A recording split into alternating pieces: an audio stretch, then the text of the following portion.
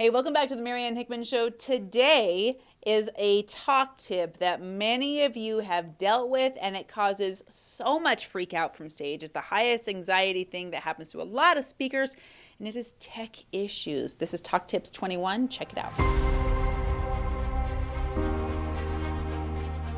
All right, don't be scared. This is the episode that is going to help you overcome all of the anxiety that comes with tech issues and other unplanned things that happen from stage. Now, I consider myself a bit of an expert in this because if it can happen to you, it has happened to me on stage. Knock on wood, I haven't fallen off the stage yet, God forbid.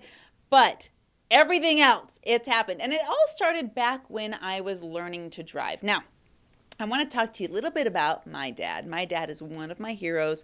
I love him to pieces, and he's also kind of a general. He's very throw them in the fire and see what happens. Shove them in the pool and see if they can swim. I'll never forget my first day driving. I'm 16 years old, and if you remember your first day on the road, if you were like me, you were white-knuckling that steering wheel, freaked out, your car was bouncing all over the place because you didn't understand the pressure of the brake or the pressure of the gas, and maybe some of you were like me and you learned on a clutch, which is, I think everyone should do this, by the way, but it's stressful. You don't know if you're going to crash into somebody. The consequences of crashing into somebody are massive, thousands of dollars, more than you can afford to pay off. It's insurance, and it's like this first crazy step into adulting, and for a lot of people, hopping up on stage for the first time feels exactly the same way. So my dad knew this, and on top of it, he took it upon himself to take a freaked out 16-year-old, put her in the driver's seat of a car. Now, thankfully, the car we were driving, it was a tank. It was a 1972 Ford Avocado Green Thunderbird. Freaking loved that car. But we took that thing on the freeway, and I think my dad had a lot of wisdom because that car was just so safe. Like, anyone that crashed into me more damage would happen on their car, and we'd barely take a scratch. Anyway, so we hop on the freeway. 16 years old. I've been driving for a total of 20 minutes in my entire life. And the dude puts me on I-70. We're in downtown Denver. We get on the Youngfield entrance and we drive all the way down to the Ward Road entrance. So it felt like an eternity, even though in reality it was just a couple of miles. And we are cruising, and I am doing everything but screaming. Because if I scream, it's going to freak him out more, and it's like some epic movie episode. Here's the other thing that my dad would do. Now, he trained 10 of us to drive. I was the youngest.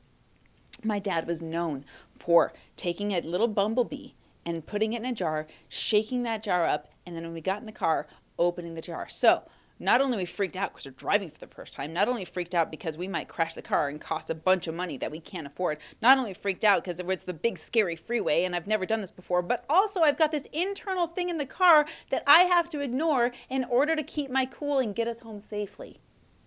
Here's why my dad did it. If we can handle that amount of pressure, every driving experience after that is a cakewalk.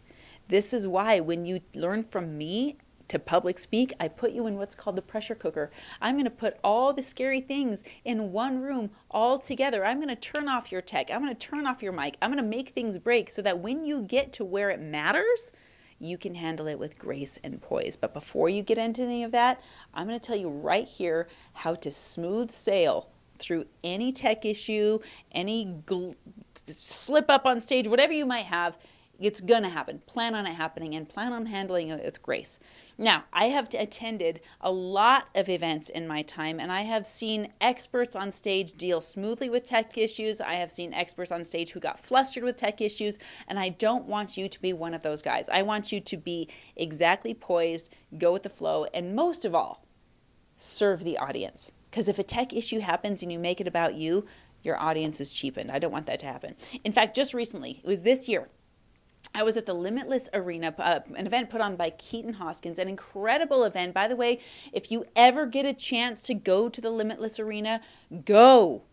We'll have a whole section of us. We'll be like freaking cheering our pants off of this thing. It's going to be epic. We'll all go together and sit together. It'll be a blast. Like, let me know in the comments if you want to go, and we'll get a section together.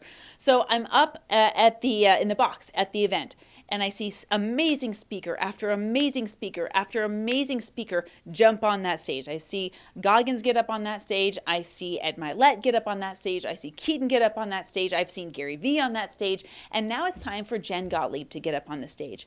And that woman, oh my gosh, she just bubbles energy. She just has this beautiful smile. One day I hope to have her in the studio and have her on my show. I think it'd be so fun to jam with her about what she's doing in the industry.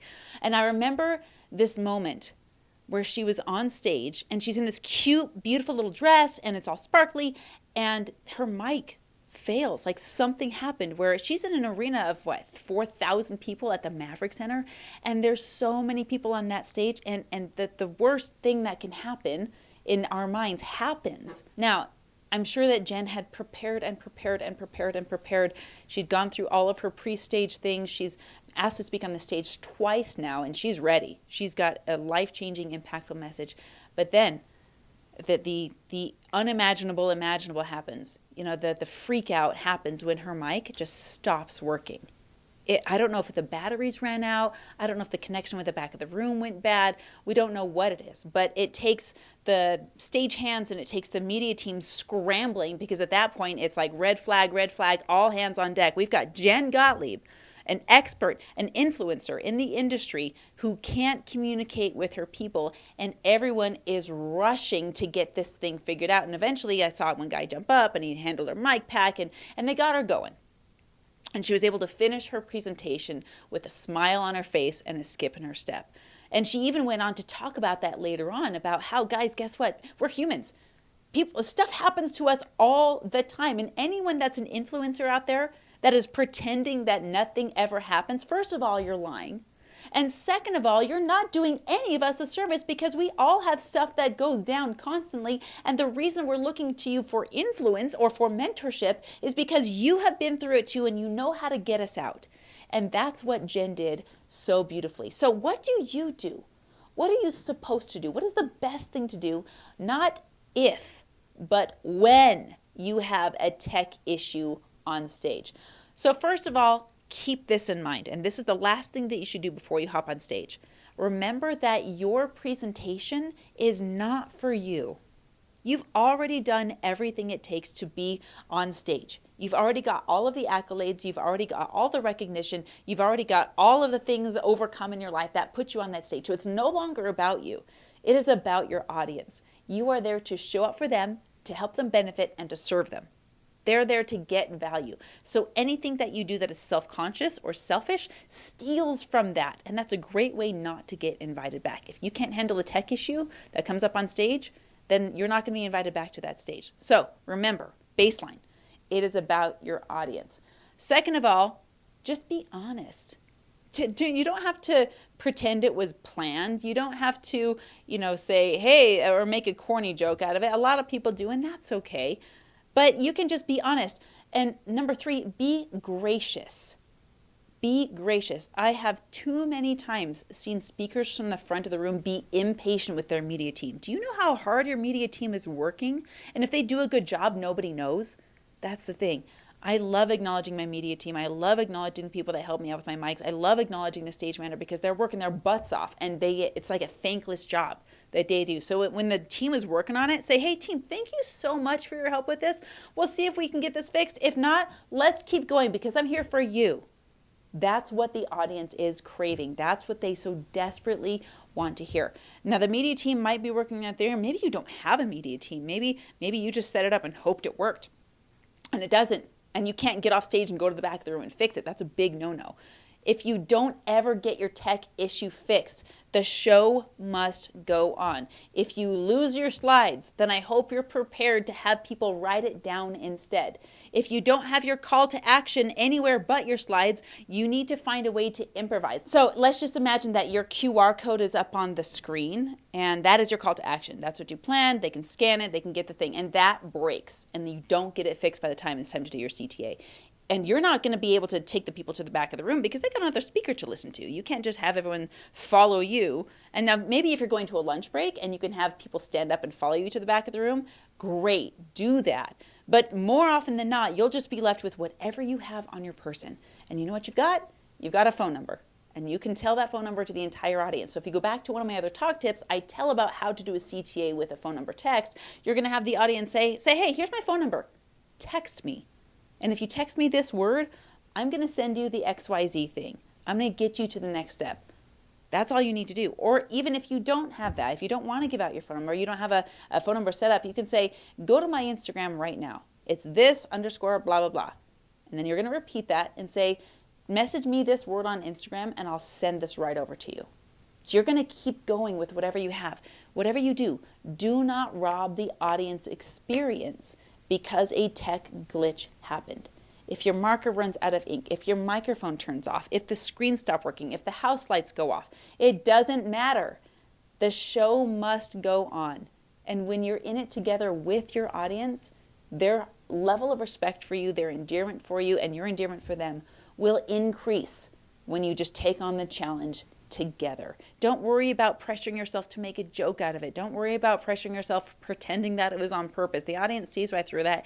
It's cliche. It's just, don't do that. Don't be inauthentic. Just be you on that stage and keep going. And most of all, again, I'm going to circle back to this. Remember that you're showing up to serve the people.